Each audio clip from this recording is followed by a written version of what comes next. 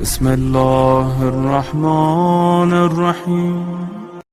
اب میرے بھائیوں دل تھام کے آج میں نے کئی ایسی باتیں کرنی جو میں نے ابھی تک کبھی بھی نہیں کی، کسی ویڈیو میں بھی نہیں کی اور ایون اپنی نجی محفلوں میں بھی نہیں۔ کچھ باتیں ایسی بھی ہیں کیونکہ ظاہر ہے کہ اب محرم کا مہینہ ہے تو میں اس کو کھول کے پھر ذرا چیزوں کو بیان کر دوں۔ تو یہ 8 طریق میں 1 بائی 1 ڈسکس کروں گا۔ پہلے 2-3 ذرا ڈیٹیل سے ہیں، پھر ساتھ انشاءاللہ باقی وہی الفاظ ریپیٹ ہوں گے۔ غدیر خم کی حدیث کا پہلا طریق صحیح مسلم میں انٹرنیشنل نمبر کے مطابق 4 طرق ہے اس کے، 6225 سے لے کر 6228 تک سیدنا علی کے فضائل والے چیپٹر میں۔ اس کا جو پہلا طریق ہے، طرق کہتے ہیں جمع کو، طریق کہتے ہیں ایک، یعنی جو روایت کی سند چل رہی ہوتی ہے اس کو ہم کہتے ہیں اس طریقے سے آئی ہے، اس وے سے آئی ہے، اس چین سے آئی ہے۔ پہلی چین صحیح مسلم 6225 سیدنا زید ابن ارقم سے، جو سابقون الاولون تھے، انہی کا وہ دار ارقم تھا جس میں نبی صلی اللہ علیہ وسلم دعوت حق بیان کیا کرتے تھے۔ ظاہر کعبۃ اللہ میں تو وہ لوگ نہیں جانے دیتے تھے، جس طرح ہمیں آج علماء مسجدوں میں نہیں گھسنے دیتے، تو ہم نے بھی یہ دار ارقم سجایا ہوا ایک۔ تو زید ابن ارقم رضی اللہ تعالی عنہ وعلیہ السلام روایت کرتے ہیں، ان کے پاس کچھ تابعین آئے، صحیح مسلم 6225۔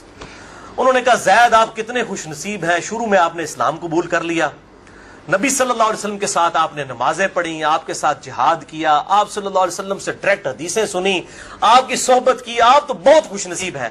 ہم آپ کے پاس صرف اس لیے آئے ہیں کہ آپ ہمیں کوئی ایسی بات سنائیں جو خود آپ صلی اللہ علیہ وسلم سے آپ نے سنی ہو۔ تو زید ابن ارقم نے کہا کہ میں بہت بوڑھا ہو چکا ہوں، ساری باتیں تو مجھے یاد نہیں ہیں، اس لیے میری معذرت قبول کرو، البتہ ایک کریٹیکل بات مجھے یاد ہے کہ آپ صلی اللہ علیہ وسلم جب حجۃ الوداع سے واپس آ رہے تھے اپنی وفات سے تقریباً 3 مہینے پہلے، تو مکے اور مدینے کے درمیان ایک خم نامی جگہ تھی، پانی کے لیے پڑاؤ کیا غدیر خم پہ، اور یہ بات ہے 18 ذوالحجہ 10 ہجری کی، اور 11 ہجری میں آپ صلی اللہ علیہ وسلم کی وفات ہو گئی، ربیع الاول میں، تاریخ کنفرم نہیں لیکن دن سوموار تھا، صحیح بخاری میں آتا ہے۔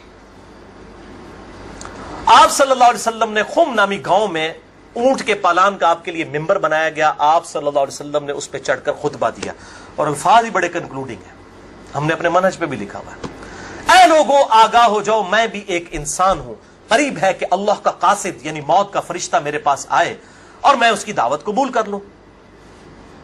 لوگوں آگاہ ہو جاؤ، میں اپنے بعد تم میں 2 بھاری چیزیں چھوڑ کر جا رہا ہوں، یہ ہے حدیث ثقلین۔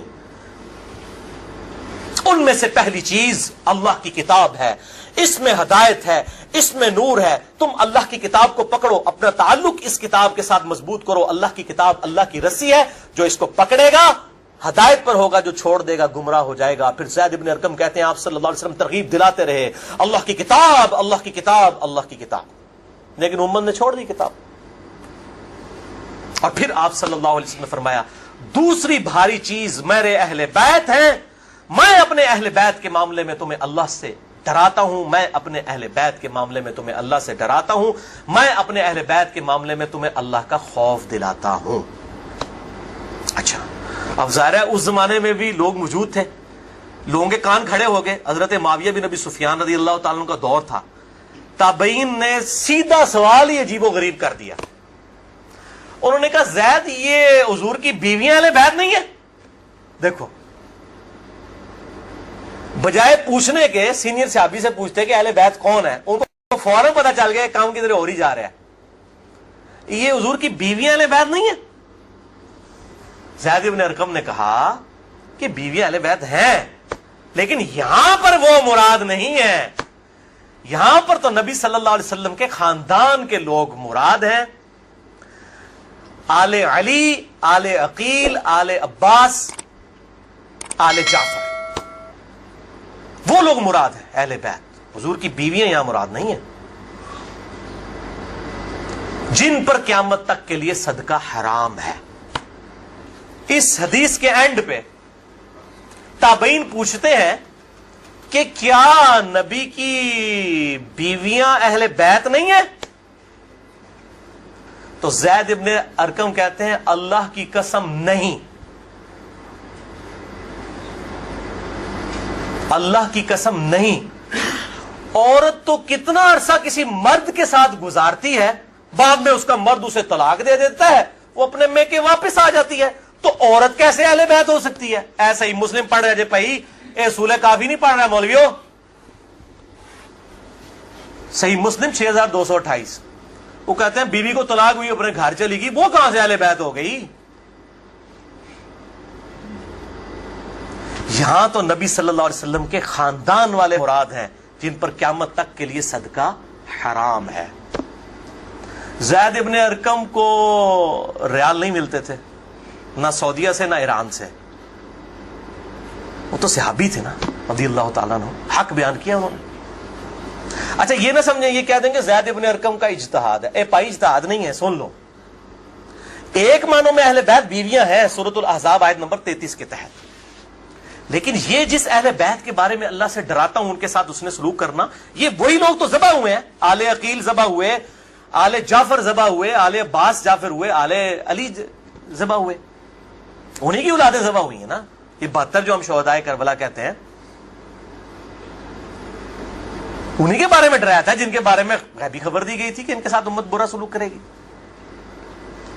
اچھا یہ زید ابن ارقم کا اجتہاد نہیں ہے میرے بھائیوں. اس کی سپورٹ میں صحیح مسلم سے 2 مرفوع حدیثیں اپنے محبوب صلی اللہ علیہ وسلم کی حدیثیں بیان کرتا ہوں. سنیں, پہلی حدیث انٹرنیشنل نمبر کے مطابق صحیح مسلم میں 6261 نمبر, اما عائشہ رضی اللہ تعالی عنہا وعلیہ السلام خود روایت کر رہی ہیں کہ ایک دن نبی صلی اللہ علیہ وسلم اس حال میں برآمد ہوئے کہ آپ صلی اللہ علیہ وسلم نے ایک کالے رنگ کی چادر اوڑھی ہوئی تھی جس پہ نقش و نگار بنے ہوئے تھے جیسا کہ اونٹ کے کجاووں کے ہوتے ہیں.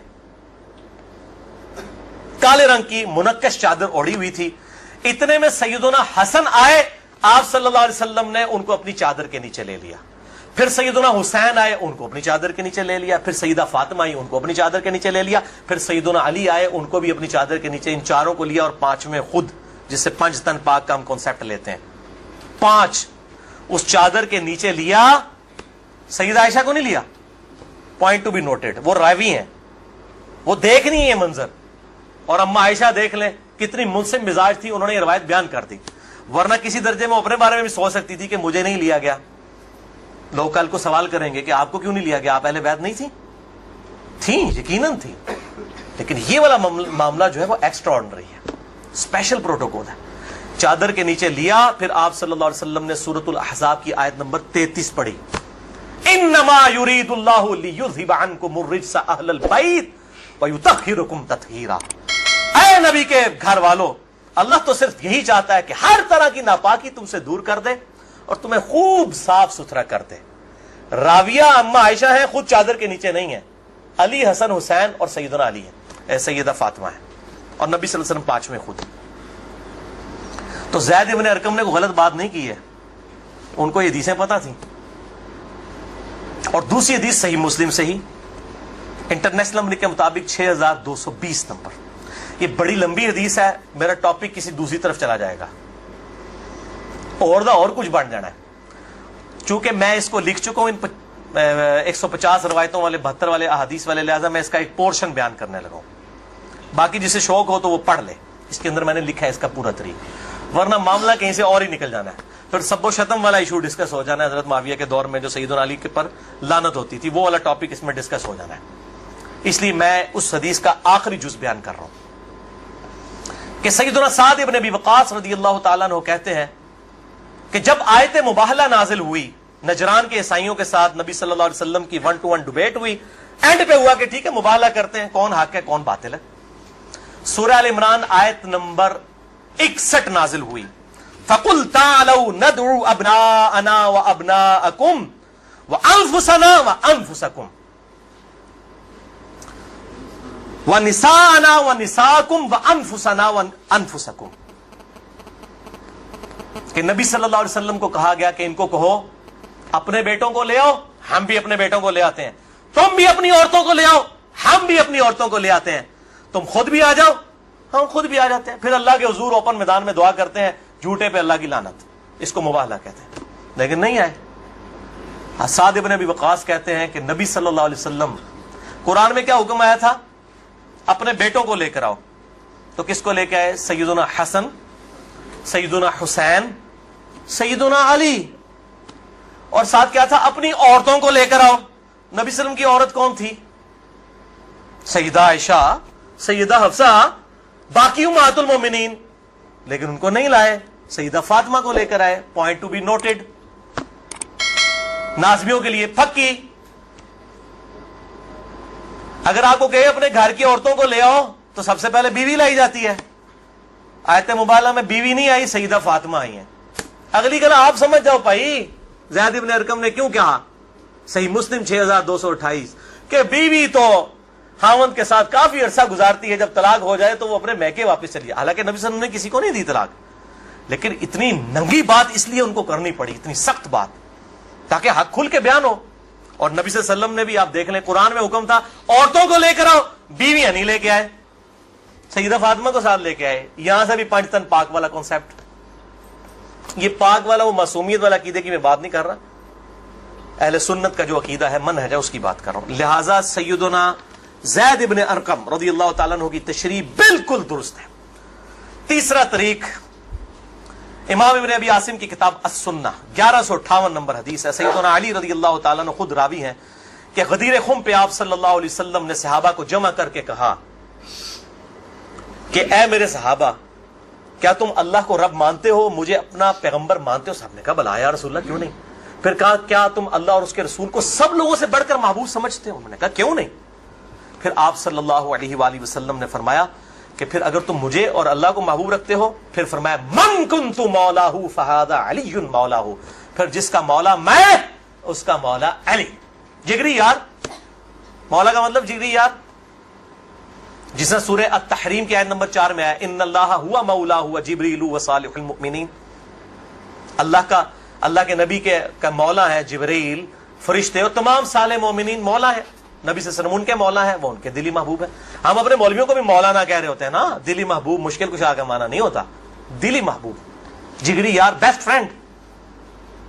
اچھا، چوتھا طریق سنن نسائی الکبریٰ میں انٹرنیشنل نمبر کے مطابق 8478، سیدنا ابو طفیل عامر بن واصلہ رضی اللہ تعالیٰ عنہ، یہ وہ صحابی ہیں جو سب سے آخر میں فوت ہوئے ہیں 110 ہجری میں، نبی صلی اللہ علیہ وسلم کی وفات کے بعد 100 سال تک زندہ رہے ہیں۔ یہ ابو طفیل عامر بن واصلہ جنگ جمل صفین نہروان میں سیدنا علی کے ساتھ رہے ہیں۔ کدھر 37 ہجری میں جا کے جنگ جمل صفین ہو رہی ہے، اور کدھر 110 ہجری میں یہ فوت ہوئے ہیں۔ اور ان کی حدیثیں نبی صلی اللہ علیہ وسلم سے بھی روایت ہیں، اور سیدنا علی سے بھی انہوں نے کئی حدیثیں روایت کی ہیں۔ وہ کہتے ہیں کہ کھلے میدان میں سیدنا علی رضی اللہ تعالیٰ عنہ نے، یہ صفین کا ہی موقع تھا، پبلک کو جمع کیا، اپنے ماننے والوں کو جو ساتھ تھے، شیعہ نے علی، شیعہ کا مطلب ہے گروہ کے بندے۔ تو پھر ان سے وہ حدیث بیان کی کہ ذرا مجھے بتاؤ نا کہ تم لوگوں نے نبی صلی اللہ علیہ وسلم سے یہ حدیث سنی تھی؟ تو کئی لوگ گواہی کے لیے کھڑے ہو گئے۔ پھر وہ پوری حدیث بیان کی جو آپ صلی اللہ علیہ وسلم فرمایا النبی اولا بالمؤمنین من انفسہم، نبی صلی اللہ علیہ وسلم مومنین کی جانوں پر ان کی جانوں سے بڑھ کر حق رکھتے ہیں، اور نبی کی بیویاں امت کی مائیں ہیں۔ اس آیت کے تحت اے صحابہ اکرام، اے میرے امتیوں، کیا تم مجھے سب سے بڑھ کر محبوب رکھتے ہو؟ سب نے کہا بلا یا رسول اللہ۔ پھر آپ صلی اللہ علیہ وسلم نے مولا علی کا ہاتھ پکڑا، یوں بلند کیا صحابہ میں، اور کہا من کنت مولاہ فہذا علی مولاہ، پھر جس کا جگری یار میں، اس کا جگری یار علی بھی ہونے چاہیے، ہاتھ پکڑ کر۔ اچھا، ابو طفیل عامر بن واصلہ کہتے ہیں یہ حدیث جب میں نے سیدنا علی سے سنی تو میں ہل گیا، میرے دل میں قلق تھا کہ نبی صلی اللہ علیہ وسلم نے اتنی بڑی بات کی حضرت علی کے بارے میں، اور صحابہ کرام نے رضوان نے گواہی دی۔ اس میں آگے الفاظ یہ موجود ہیں کہ اس میں ہی الفاظ موجود ہے کہ آپ صلی اللہ علیہ وسلم نے اسی حالت میں کہا اے اللہ، جو علی سے محبت رکھے اس سے محبت رکھ، جو علی سے دشمنی رکھے اس سے تو بھی دشمنی رکھ۔ یہ بہت بڑی بات ہے۔ ابو طفیل کہتے ہیں میں نے کہا یہ حدیث، میں کہتے ہیں باہر نکلا، میں نے کہا سب سے سینئر صحابی شروع کے مسلمان ہیں زید ابن ارقم، وہ پہلے تیار بیٹھے سن، زید ابن ارقم، وہ تمہیں بھولے گا نہیں زید ابن ارقم کون ہے، تو جماعت اسلامی دے سکول بھی نہیں دار ارقم بولن گے، تو دار ارقم انہی کے نام پہ رکھے ہوئے ہیں، کیونکہ دار ارقم سب سے پہلا گھر تھا جہاں نبی صلی اللہ علیہ وسلم دعوت توحید کیا کرتے تھے۔ زید ابن ارقم کے پاس گئے، ان کا زید آپ تو سابقون الاولون میں سے ہیں، مجھے بتائیں حضرت علی نے یہ حدیث بیان کی ہے اور اتنے لوگوں نے گواہی دی ہے, انہوں نے کہا تو کیا بات کرتا ہے, میں نے تو خود نبی صلی اللہ علیہ وسلم سے یہ حدیث سنی ہوئی ہے, من کنت مولا فہذا علی مولا, اور اے اللہ اس سے محبت رکھ جو علی سے محبت رکھے, اس سے دشمنی رکھ جو علی سے دشمنی رکھے. یہ وہ حصہ ہے جس کا ابن تیمیہ نے انکار کیا منہاج السنہ میں. پھر شیخ البانی نے پھر صفوں کے صفحے کالے کیے ہیں کہ ابن تیمیہ میں جلد بازی کی عادت تھی اور مبالغہ آرائی تھی. سلسلہ احادیث صحیحہ 2223 نمبر حدیث کے کانٹیکسٹ میں شیخ البانی نے سخت گرفت کی ہے. اچھا, پانچواں طریق صحیح مسلم میں 3713 ہے, جامعہ ترمذی میں 3713. پانچواں طریق من کنت مولا فہذا علی مولا, زید بن ارقم سے جابر بن عبداللہ سے رضی اللہ تعالی عنہما. چھٹا طریق مسند احمد میں ہے انٹرنیشنل نمبر کے مطابق 19321 جلد 4 صفحہ 370 پر, کہ سیدنا علی نے جب پوچھا گواہی دو گے اس حدیث کی غدیر خم کی, تو 30 صحابہ وہاں پر کھڑے ہوئے, اور باقی پوری حدیث وہی ہے سنن نسائی الکبریٰ والی, کہ اے اللہ اس سے محبت رکھ جو علی سے محبت رکھے, اس سے دشمنی رکھ جو علی سے دشمنی رکھے. تو ہمیں تو بڑا فخر ہے, ہم تو علی سے نہ صرف محبت رکھتے ہیں, علی کے دشمنوں کو للکار رہے ہیں الحمدللہ. تو اللہ تعالیٰ اسی عمل کے سبب, اس عمل کا وسیلہ اللہ کے حضور پیش کرتے ہیں کہ اللہ تعالیٰ ہمیں محبوب رکھے, آمین. بھائی یہ غدیر خم پہ آپ صلی اللہ علیہ وسلم نے خطبہ کیوں دیا, اس کی میں نے حکمت کئی لیکچرز میں بیان کی, یہاں پہ بھی بیان کر دوں. یہ آپ خطبہ حجۃ الوداع پہ بھی دے سکتے تھے, وہ روایتیں ضعیف ہیں. غدیر خم اس موقع پر پہنچ کر سب لوگ عرب کے جا چکے تھے سوائے اہل شام کے اور اہل مدینہ کے, اور اہل شام صفین میں سیدنا علی کے خلاف کھڑے ہوئے, اور اہل مدینہ میں جو کچھ لوگ تھے انہوں نے اہل مدینہ کے ساتھ زیادتی کی, کچھ ان کے ساتھ زیادتیاں ہوئی. اہل مدینہ اور اہل شام کو اصل میں ڈرایا گیا, کیونکہ واقعہ ہرہ میں اہل مدینہ کے ساتھ ظلم کیا یزید نے, اور صفین میں جو ہے وہ حضرت معاویہ جو فوج لے کے آئے وہ شامیوں کی تھی. اس لیے نبی صلی اللہ علیہ وسلم نے حضرت علی کے بارے میں یہ کریٹیکل حدیث وہاں پر بیان کی, تاکہ شامیوں کو اور اہل مدینہ کو ڈر سنا دیا جائے.